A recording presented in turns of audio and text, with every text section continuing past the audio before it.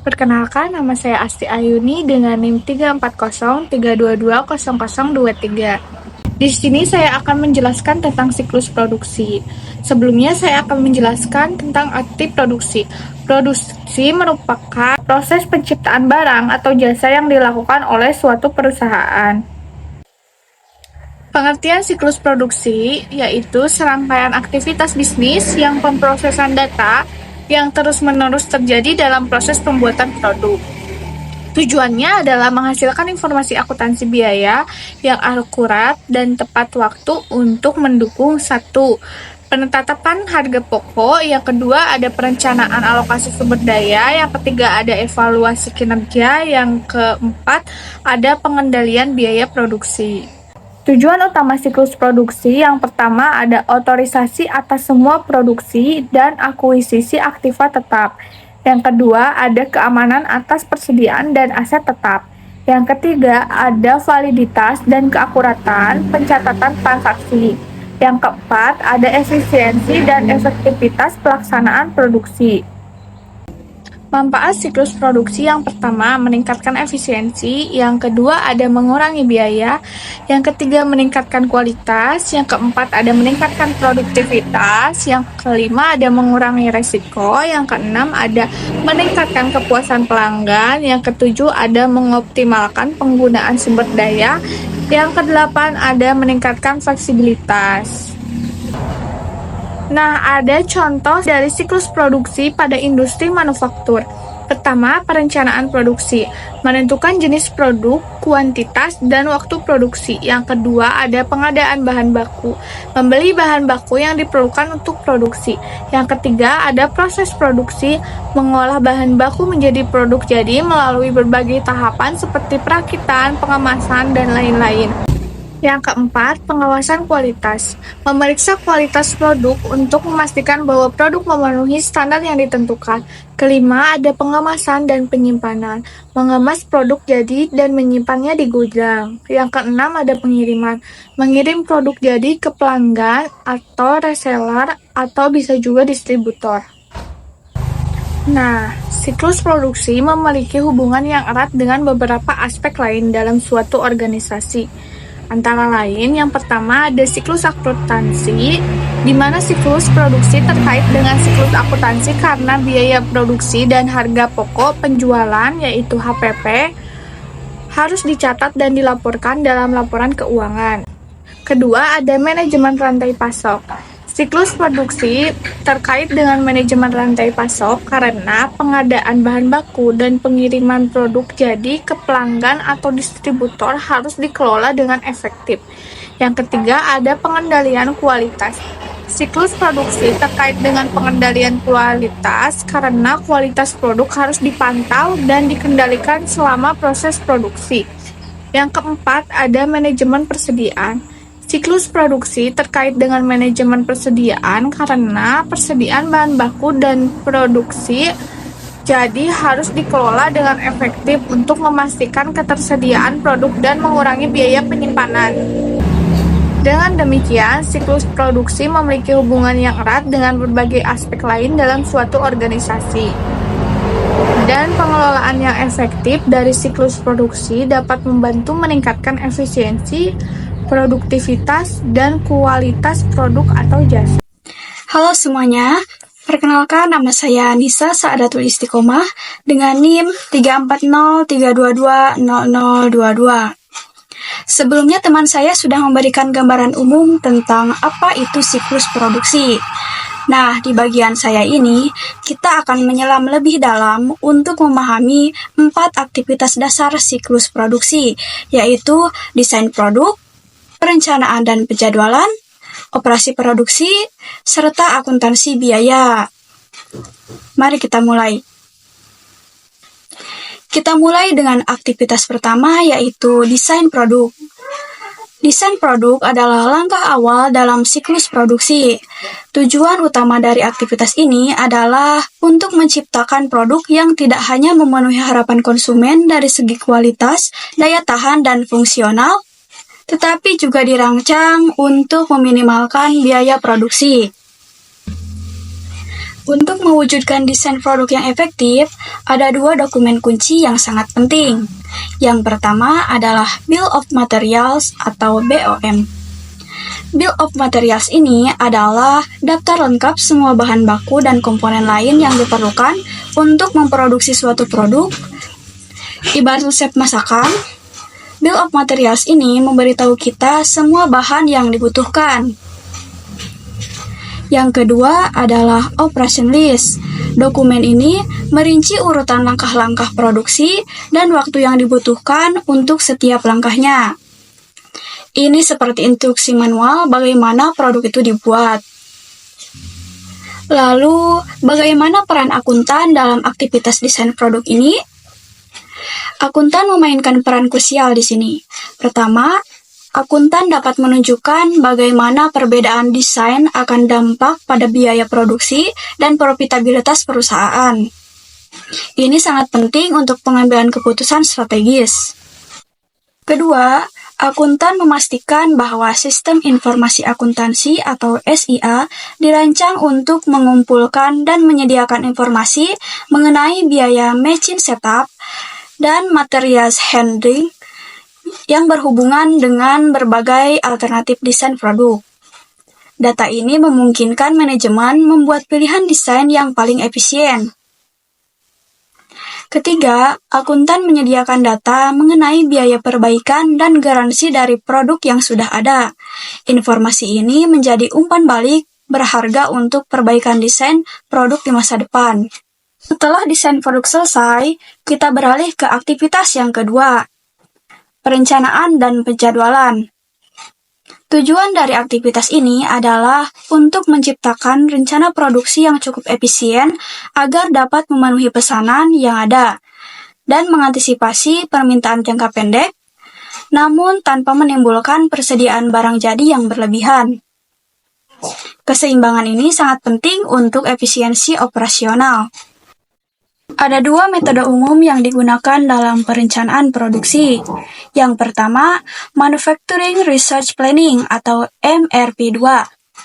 MRP2 ini yang juga bisa disebut sebagai Material Research Planning, berfokus pada penyesuaian kapasitas produksi dan kebutuhan bahan baku dengan perkiraan permintaan penjualan.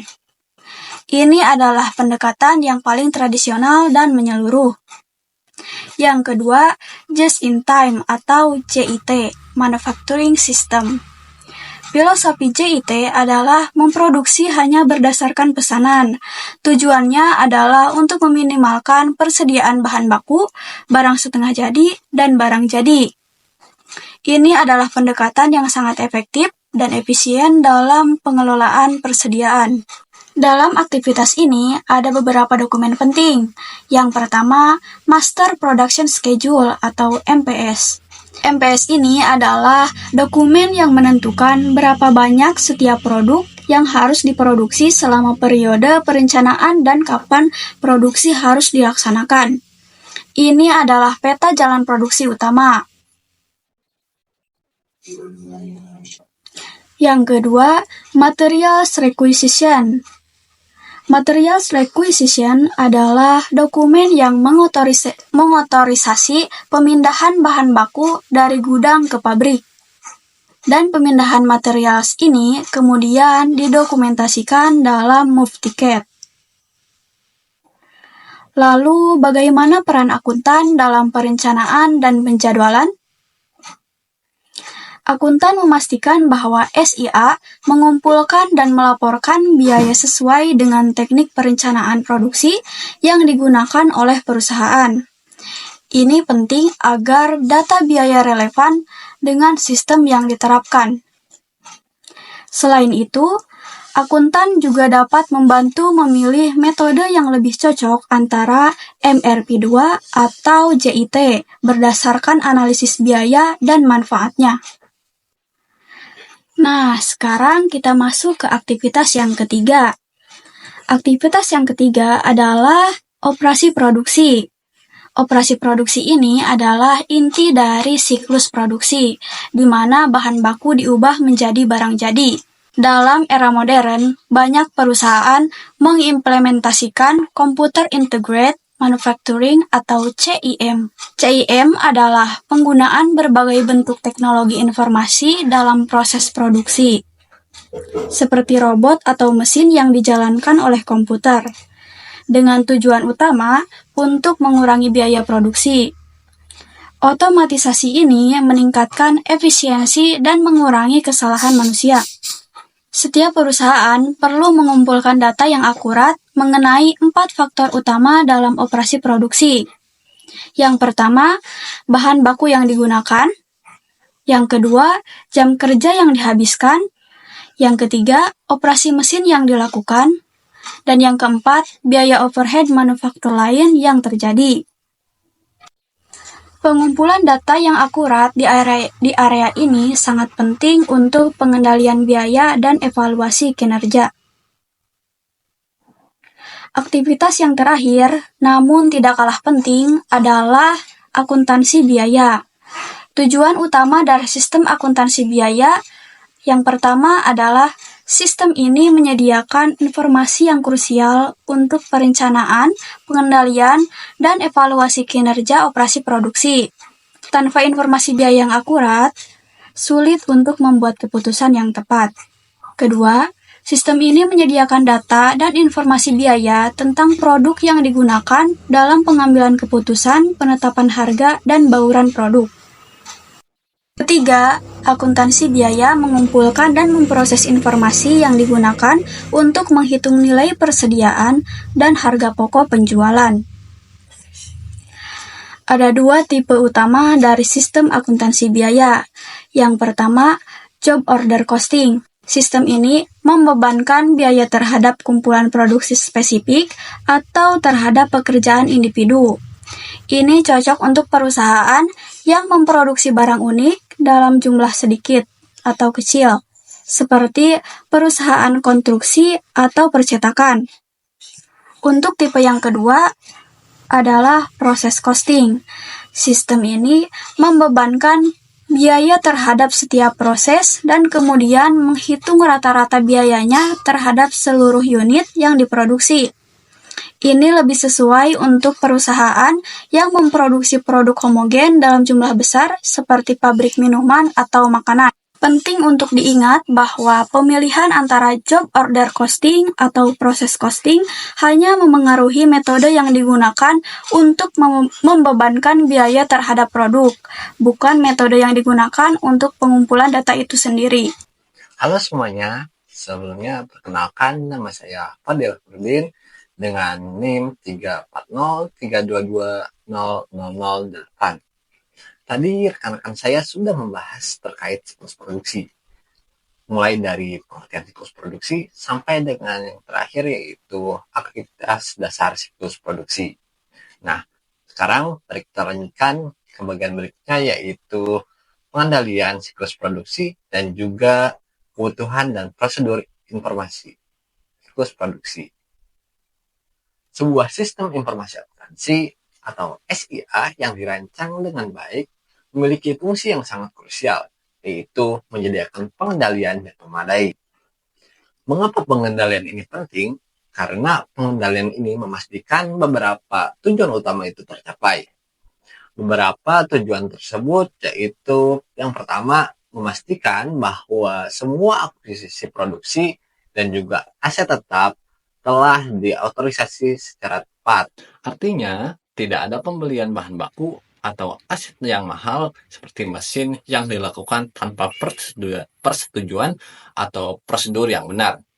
Ini mencegah untuk pemborosan dan pengadaan yang tidak perlu. Yang kedua yaitu persediaan work in process dan aset tetap yang dimiliki harus dijaga dengan baik. Ini mencakup perlindungan dari pencurian, kerusakan, dan kehilangan, memastikan bahwa aset perusahaan tetap aman dan dapat digunakan. Yang ketiga, semua transaksi siklus produksi yang telah diotorisasi dan valid harus tercatat dengan benar. Keempat, semua transaksi siklus produksi juga harus dicatat secara akurat. Ini adalah fondasi dari setiap laporan keuangan yang andal. Kelima, Memastikan bahwa semua catatan yang akurat dikelola dan dilindungi dari kemungkinan hilang. Bayangkan jika data produksi atau inventaris tiba-tiba hilang, ini bisa melumpuhkan operasional perusahaan. Dan yang terakhir, tujuan pengendalian ini adalah untuk memastikan bahwa aktivitas siklus produksi dilaksanakan secara efisien dan efektif. Hal ini dilakukan supaya proses produksi berjalan lancar, tanpa pemborosan, dan juga mampu mencapai target yang ditetapkan. Namun, dalam mencapai tujuan-tujuan ini, tentunya ada tantangan atau ancaman yang berpotensi menggagalkan sistem ini. Beberapa ancaman umum itu yang pertama yaitu transaksi yang tidak diotorisasi. Ini bisa berupa pembelian bahan baku fiktif atau pengeluaran dana yang tidak sah. Kedua, pencurian atau kerusakan inventory dan aset tetap. Bayangkan kerugian jika bahan baku hilang dari gudang atau mesin produksi rusak akibat kelalaian. Yang ketiga, pencatatan dan posting transaksi yang salah. Kesalahan kecil dalam input data bisa menyebabkan ketidaksesuaian yang besar dalam laporan keuangan. Yang keempat, yaitu kehilangan data. Data produksi yang krusial ini bisa hilang karena masalah sistem, human error, ataupun bencana alam. Dan yang terakhir, yaitu inefisiensi dan masalah quality control. Ini berkaitan dengan proses produksi yang tidak optimal, pemborosan sumber daya, atau juga menghasilkan produk dengan kualitas di bawah standar. Nah, untuk memitigasi ancaman-ancaman ini dan memastikan tujuan tercapai, kita memerlukan prosedur pengendalian yang kuat. Beberapa prosedur itu, yang pertama, perkiraan penjualan dan catatan persediaan yang akurat. Ini memungkinkan perencanaan produksi yang tepat dan menghindari kelebihan atau kekurangan stok. Yang kedua, otorisasi produksi. Setiap batch produksi harus memiliki persetujuan resmi sebelum dimulai. Yang ketiga, akses terbatas pada program perencanaan produksi dan dokumen order produksi yang masih kosong. Ini mencegah penyalahgunaan atau pembuatan order produksi fiktif. Yang keempat, pemeriksaan dan persetujuan pengeluaran modal. Setiap investasi besar untuk aset tetap harus melalui proses evaluasi dan persetujuan yang ketat.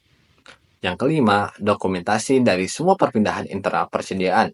Setiap pergerakan barang, mulai dari bahan baku hingga produk jadi, harus catat dengan jelas. Yang keenam, pemisahan tugas yang jelas. Tidak ada satu orang yang memiliki kendali penuh atas suatu transaksi dari awal hingga akhir. Ini untuk mencegah penipuan dan kesalahan. Berikutnya yaitu sumber data dan pengendalian entry data secara online. Penggunaan teknologi dapat mengurangi kesalahan manusia dan mempercepat proses. Dan yang kesembilan yaitu yang sangat penting, backup dan disaster recovery prosedur. Ini harus memiliki salinan data cadangan, dan rencana pemulihan jika terjadi hal-hal yang tidak diinginkan. Kemudian untuk yang terakhir yaitu laporan kinerja secara teratur dan juga pengukuran biaya quality control. Ini membantu manajemen memonitor kinerja, mengidentifikasi masalah, dan mengambil tindakan kolektif secara proaktif. Selanjutnya, kita beralih ke aspek yang lebih penting lainnya, yaitu kebutuhan dan prosedur informasi dalam siklus produksi. Sistem akuntansi biaya yang tradisional memiliki dua kelemahan utama.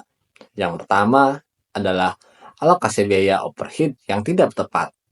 Biaya-biaya tidak langsung ini seperti sewa pabrik atau listrik seringkali dialokasikan secara sembarangan, sehingga menyebabkan perhitungan harga pokok produk. Kelemahan yang kedua adalah pengukuran kinerja yang tidak akurat. Jika biaya tidak dialokasikan dengan benar, maka penilaian kinerja suatu departemen atau produk juga akan bias dan tidak mencerminkan kondisi sebenarnya.